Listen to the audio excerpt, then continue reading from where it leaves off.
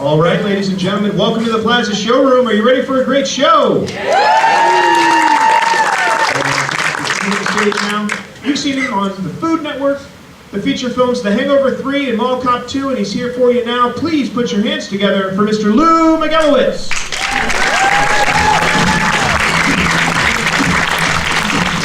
Thank you guys, thanks so much. Thank you for that wonderful applause. Wow. Thank you guys. Wow, gee. This table was screaming, Lou! I heard, and this table was like, who is this guy? I heard him, wow. But I know you guys are excited to see Louis Anderson, aren't you? And now you're like, what's this Jewy Louis doing here? What is this guy doing here? But I want to welcome you to the show. I'm getting a lot of strange looks from all over the place. You're like, isn't this the guy who just seated us?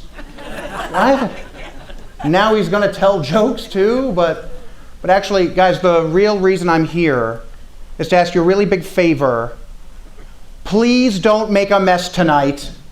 I'm also cleaning up after this show, so please. But I do want to welcome you to downtown Las Vegas. I think you guys made the right choice being here. Vegas on a Thursday. It's practically the weekend. Am I right? Oh, good. You sound like a party. Great. Well, cool. Did you guys walk around Fremont Street earlier? You saw those maniacs you can take pictures with? Oh. The other day I tried taking a selfie with Elmo, and then he tickled me, and I still had to tip the guy. What's that about, right? But no, I love whenever I walk around Fremont. I love it. People will recognize me and stop me and ask for a picture, and a lot of disbelief. Really? She's like, really? I don't. But no, I love taking the pictures on Fremont. I'm always like, oh, did you recognize me at the Louis show? Or that one thing I did on the Food Network? And they're always like, no, I just love your show, Chum Lee. I'm like, really? I'm like, $5 for a picture, that's what I tell them. But yeah. But no, I do love Las Vegas. I do. It's I got to tell you, after the show, there's going to be a great band in the lounge, and that's a cool place to hang out. We got some great drink specials, and I prefer a lounge than going to the nightclubs here on the Strip, because the music is just too loud. I can never hear the girls rejecting me. I'm like, what? Tell Mo, what does that even mean?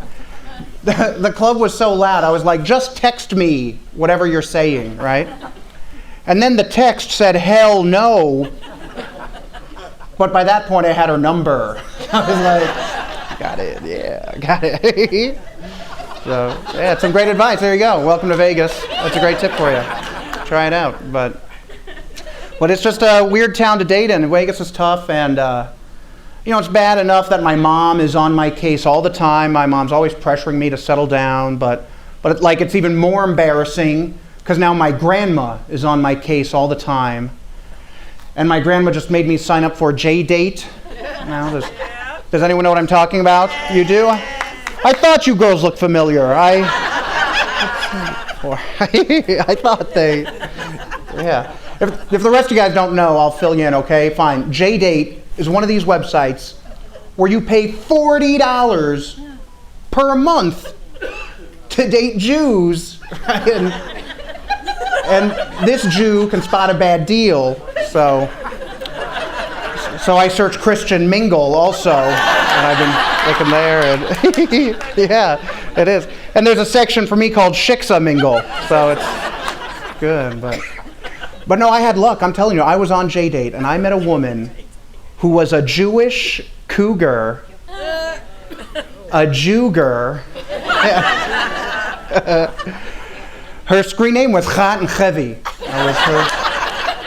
She had a big house in the hills. It was great when we hooked up. But the problem was, the Jewger left me for a younger goy toy.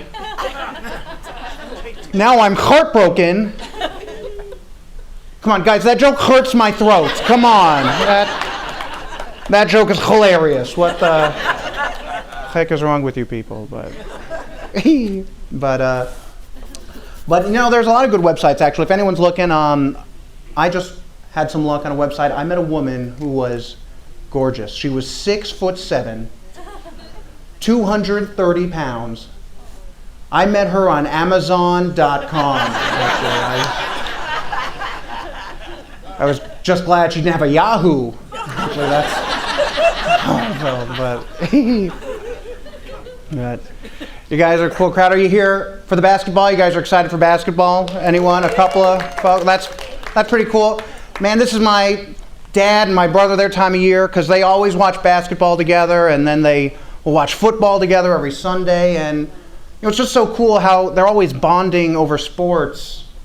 But then I realized I'm the lucky one because, my mom and I bond by watching Say Yes to the Dress. So that's so I win, right? I'm the lucky one, but but my mom loves all those wacky shows. She really does. She thinks she's part of the girls with Kim and Chloe, and she's she fits in. In fact, you've heard of Keeping Up with the Kardashians then. They're going to make a spin-off on my family called Making Up with the Magelowitzes. And that's where we just yell at each other for an hour and apologize afterwards. So that'll be a fun show, I think. But that's why when I did that thing for the Food Network, it was so exciting for my mom because she watches the Food Network all the time, but she can't cook, And then my brother will watch the Travel Channel, and he doesn't go anywhere. And I watch never mind. That's a family show. I'm sorry. But thanks. Yeah, I like that one too.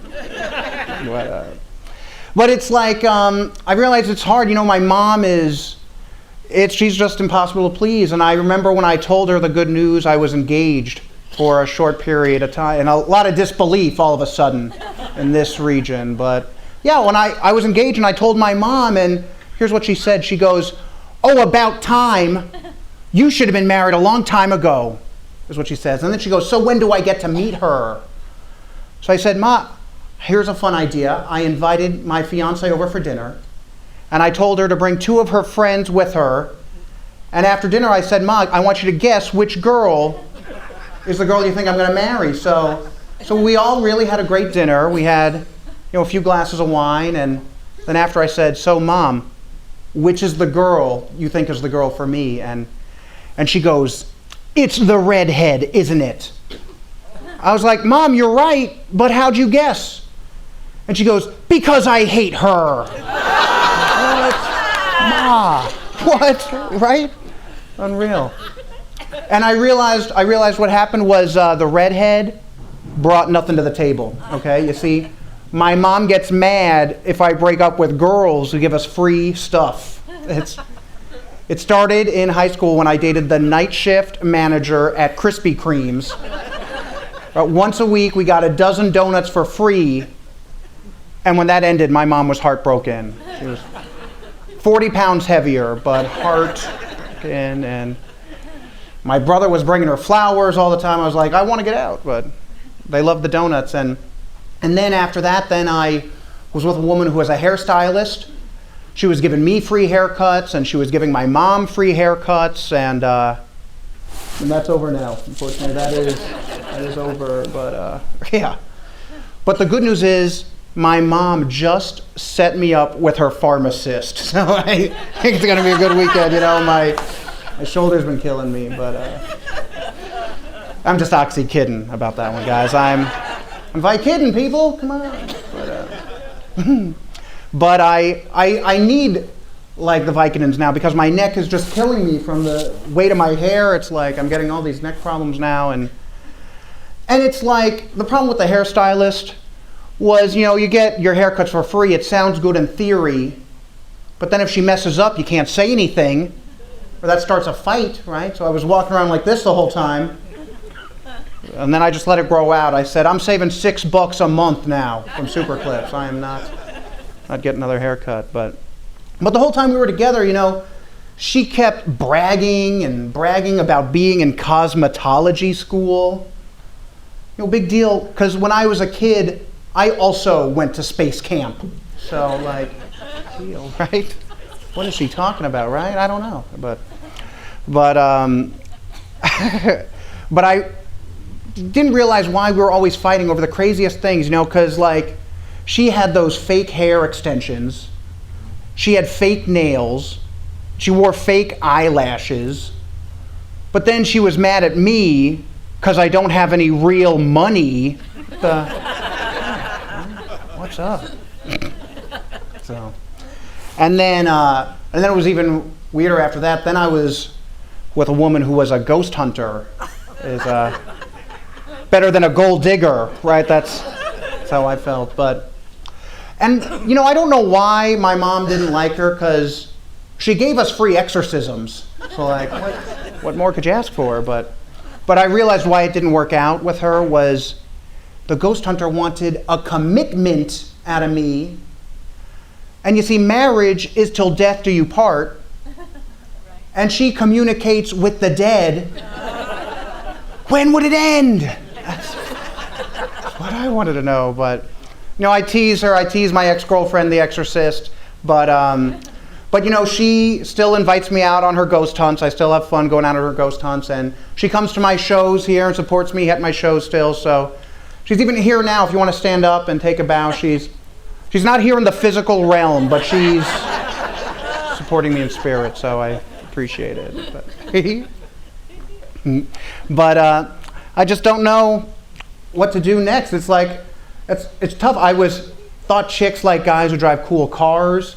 So I was driving a truck for a long time. But the real problem is, you know, if you have a truck, all your friends ask you to help them move, right?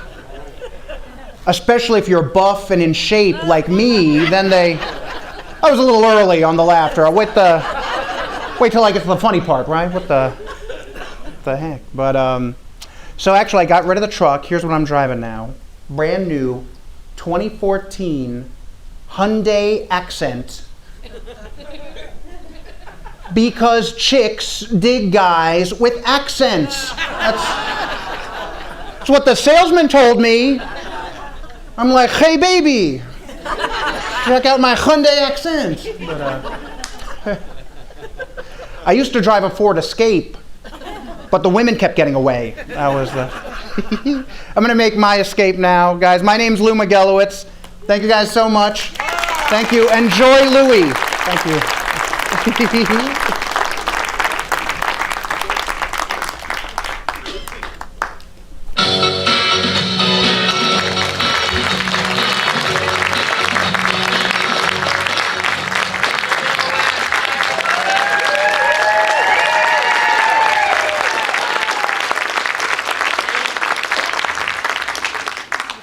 March Madness, huh?